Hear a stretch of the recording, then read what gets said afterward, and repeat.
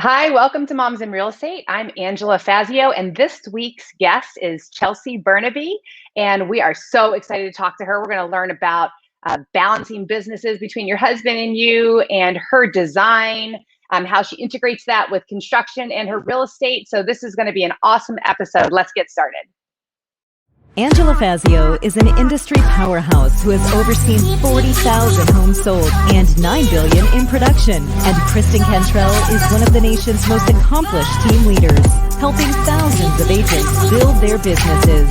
They are passionate about educating, encouraging, and empowering moms in real estate. Our next episode starts now. Hey, welcome, ladies. How are you? Good. How are you? Hi, Kristen, my beautiful co-host. Chelsea, we're so excited to have you today. Get us started and tell us a little bit about yourself.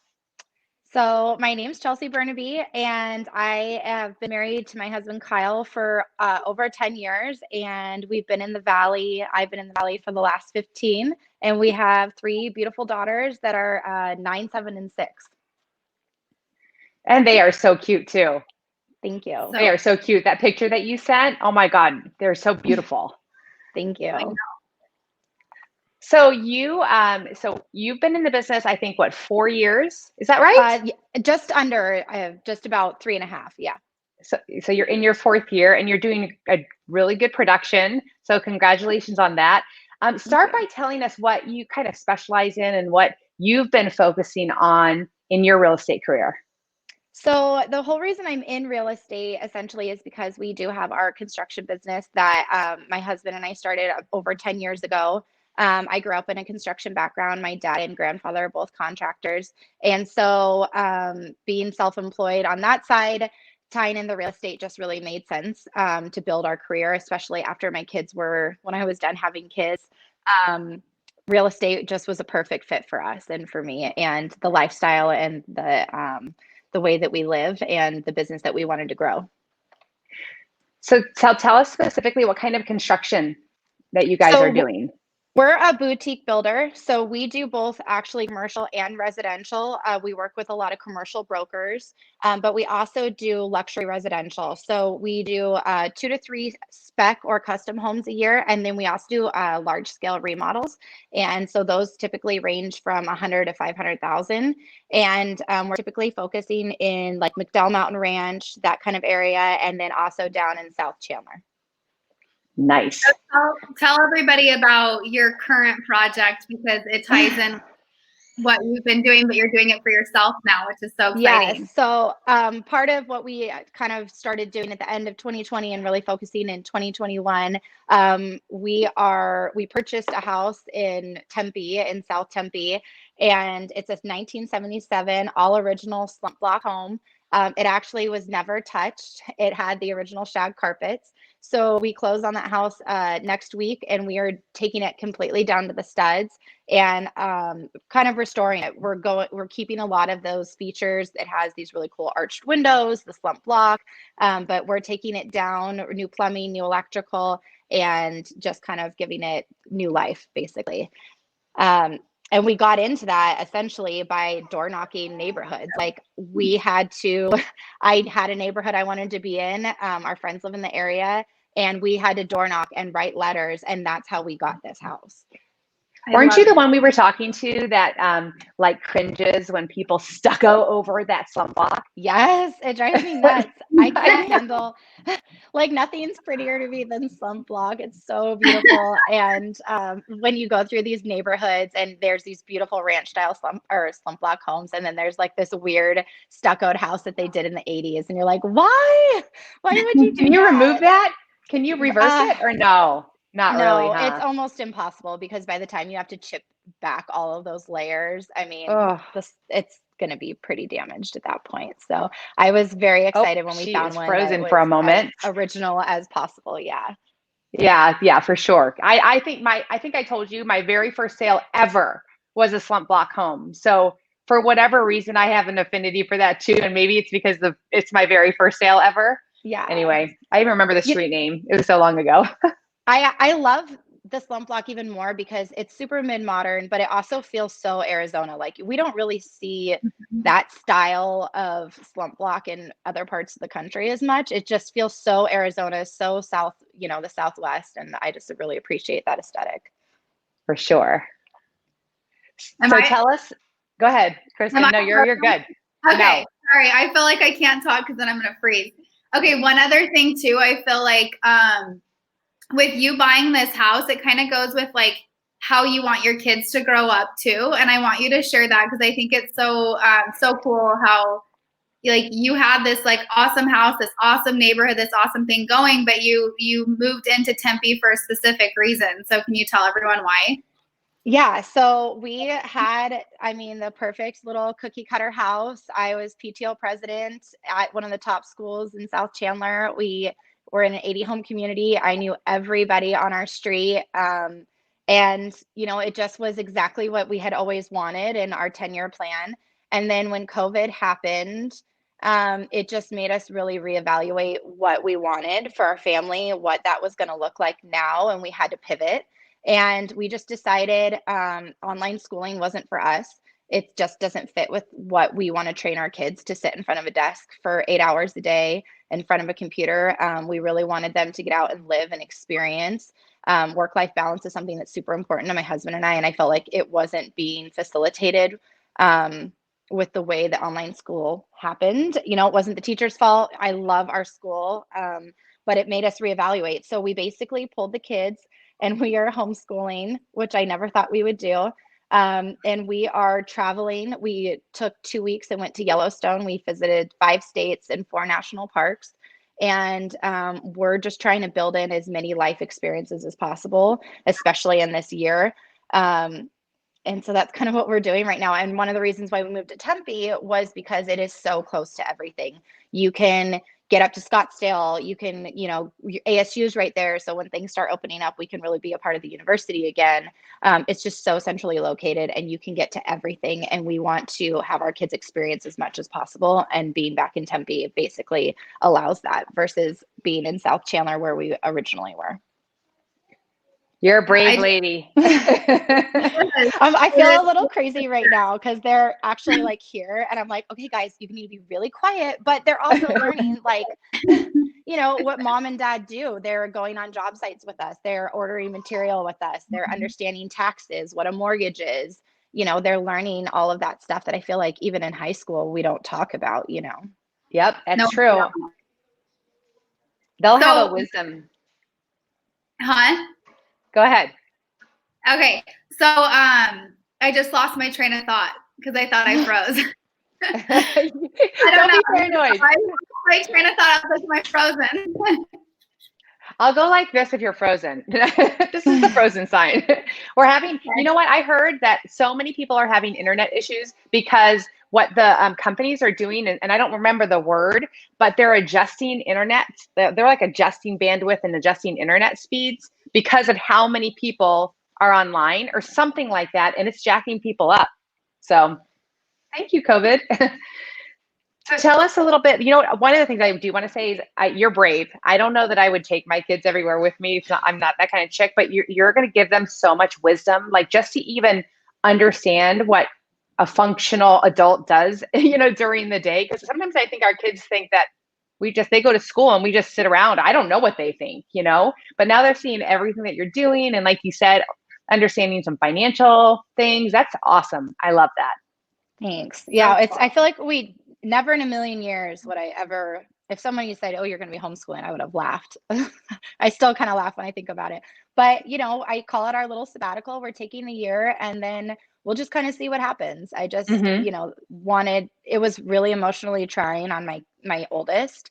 And I just thought, why are we doing this? We don't have to do this. There are other options out there. And I think in business and in life, you have to just pivot when things aren't going the way that they're supposed to. I'm such a planner. I typically in December have our entire year planned. And this year, everything just kind of went to, yeah, went out the window. And it forced me to pivot and learn, okay, this is now, what are we going to do? What does our family have to do now? And how cool is it that can you hear that? Yes. How cool is it that real estate, like, we always talk about like what real estate affords us to do. And how cool is it for you and your husband to be self-employed and be able to pivot for your kids during this time? Like, I think that's so cool. What? I was going to say that I love your reaction. Like I'm a planner to some extent too, but you know what? People are having two really kind of polarizing responses. You did the proactive, I'm going to make the best out of this situation. I'm going to find the good and like all the positive things that I can do in the situation. And the other people are putting their head in the sand, getting depressed, going backwards, whatever. So I love your response to a frustration. I think it just like speaks to your character. Thank you. Well, we had those moments. There were definitely moments of just like, forget this. We had really big trips planned. We had huge things planned for this year that just went to crap. And, there are definitely those moments of, this is depressing, this sucks, the world is falling apart. But what are you going to do? I would rather live in a place of joy and happiness and feeling like I'm in some control, So. I agree. Kristen, what were you going to say? So, I was going to say, can you kind of talk to anybody that has a spouse that's self-employed and then you starting your business and building your own business while still helping out with that and having 3 kids? So it's all about, for us, like my husband and I have very traditional roles. I take care of the kids. He's always worked and been in the fields, but in the other sense, like we're both equal partners. When he is needed to go out on his own and start our own company, I was, back and supporting him and working on the paperwork and working on the networking and the marketing and figuring out what he needed to build his business. And now we're in such a good space that he can now do the same for me. And, sometimes in construction and in real estate, there's going to be times when we're super busy in one and really slow in the other. And I think it's just about balance and communication and figuring out, okay, where's the market going? Where do we need to invest more time into? Where do we need to invest more energy into? And who needs what? I think if Kyle and I didn't communicate as much as we do and as well as we do, it never would have been possible to run 2 companies. And really, when I started my real estate career, it was just to kind of supplement and give me something to do. But then with 2020, I really demanded his time and attention and was like, this is my year. So I've been supporting you for the last 10. We've really built your business into a place where it's on cruise control. And now this is my time. So, he's really supported me with bringing in other construction clients. So we have a spec home that we're going to start building that I'm going to be the listing agent on, and working with our construction clients so much. They've also started to trust me on the real estate side. So now they call me and go, hey, what's the market looking like? Hey, I want to do a commercial project. Can you help me with that? I want to, start flipping homes, which I hate that term, but I want to start, flipping homes. Can you help me with that? So, if I didn't have Kyle, my business wouldn't be possible. And if he didn't have me, his business wouldn't be possible. So I think that at the end of the day, balance and communication are the only way you can run 2 businesses within a household. Yeah, I totally agree with you about the communication thing. I'm so passionate about marriage, and it breaks my heart when I realize that there's a couple out there, they just don't communicate. They aren't, just because you can tell that they are not on the same page, and you can't be on the same page unless you just have this constant, really transparent communication with each other.